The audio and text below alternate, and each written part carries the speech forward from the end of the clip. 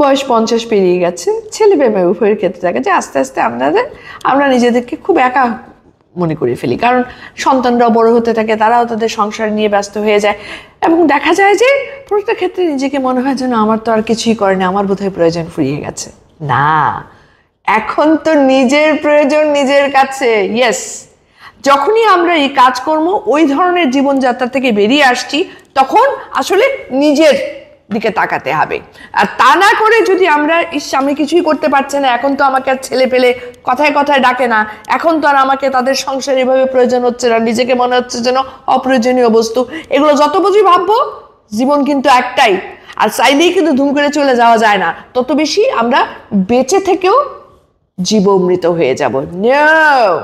নিজের দিকে তাকাও, এবার নিজের দিকে তাকাও, তোমার যেটা ভালো লাগে, যেটা অনেক সময় অনেক কারণে আমরা করতে পারিনি, সেদিকে এখন নজর দিতে হবে। নিজেকে নিজের মতো প্রজাপতি হিসেবে মেলে ধরতে হবে, নিজেকে ভালো রাখতে হবে, এবং সেটার জন্য এটাই প্রকৃত সময়। That's it.